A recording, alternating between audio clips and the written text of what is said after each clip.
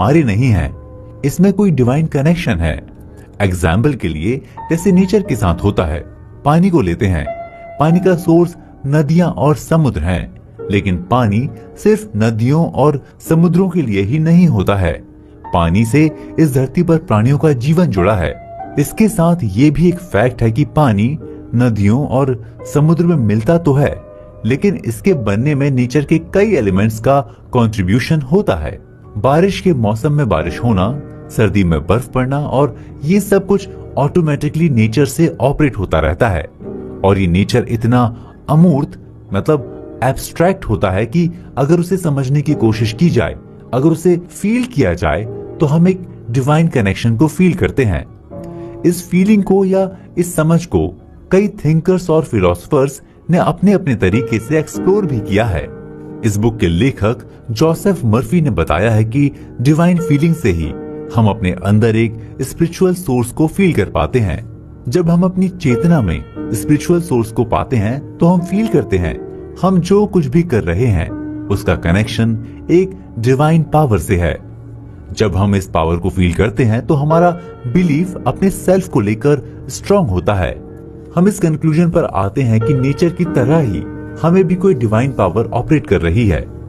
जब हम इस बात को समझ जाते हैं तब हम अपने लक्ष्य को डिवाइन का कनेक्शन मानकर उसे अपनी चेतना में एक स्पेशल स्पेस देते हैं। हमारी चेतना में जिस चीज का स्पेस ज्यादा होगा उसका इम्पोर्टेंट भी ज्यादा ही होगा।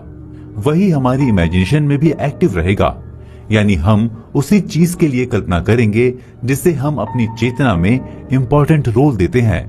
और जब हमारा लक्ष्य, हमारा सपना हमारे इमेजिनेशन का पार्ट बनता है, तभी हमारे मन में उसका एक स्ट्रक्चर या डिजाइन तैयार होता है, और फिर हम उस काल्पनिक डिजाइन को हम रियल में करने लग जाते हैं। इसलिए लेखक के अकॉर्डिंग जब हम अपने लक्ष्य को पूरा करने के प्रोसेस में लगते हैं तो अपने अंदर एक स्पिरिचुअल सोर्स को सर्च करना जरूरी हो जाता है। इससे हम लक्ष्य और विश्वास दोनों के प्रति एकाग्र होने लगते हैं। हमारे मन के डाउट्स क्लियर होने लगते हैं। हमारे लक्ष्य के सामने जो भी प्रॉब्लम्स आती हैं उससे हम तो हो सकता है कमजोर या वीक पड़ जाएं, लेकिन उससे कभी गिव अप नहीं करते हैं या छोड़ते नहीं हैं। हमें इस बात का बिलीव होता है कि ईश्वर हमारी हेल्प करेगा, वो ऑपरेट कर रहा है तो हमें रास्ता भी दिखाएगा। ये भी हो सकता है कि जिस प्रॉब्लम को आप फेस कर रहे हो वो प्रॉब्लम आपके लक्ष्य पूरा करने के लिए जरूरी हो, क्योंकि ये कहा जाता है कि हम अपने फेलियर से जितना लर्न करते हैं उतना सक्सेस से नहीं। इन बातों के डिस्कशन से ये क्लियर होता है कि एक निर्धारित समय में अपने लक्ष्य को अचीव करने के लिए डेडिकेशन का इम्पोर्टेंट रोल होता है, और इस डेडिकेशन को अपने वर्क का पार्ट बनाने के लिए डिवाइन और स्पिरिचुअल फीलिंग हमें हेल्प करती है। अब यहाँ सवाल उठता है कि जब डिवाइन पावर हमारी हेल्प करती है तो हमें इतना कुछ करने की जरूरत ही क्यों है?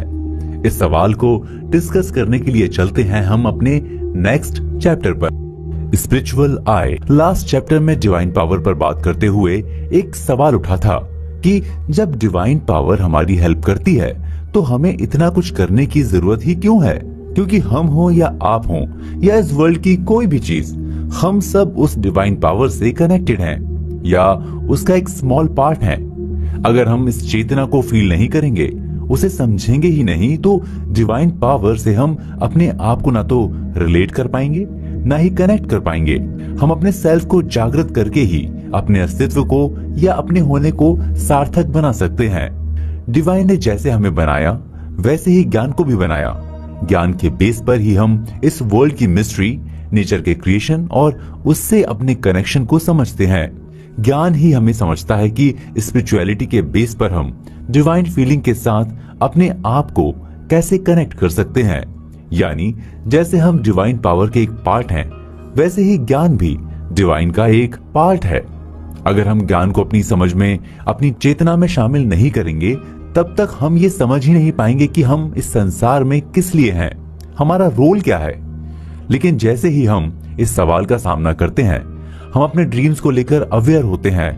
हम ये सोचने लगते हैं कि हमारा मन जो सपना देख रहा है उसका रोल हमारी लाइफ में तो है ही, उसका कनेक्शन डिवाइन पावर से भी है। इसलिए उस सपने के अचीवमेंट पर ही हमारी लाइफ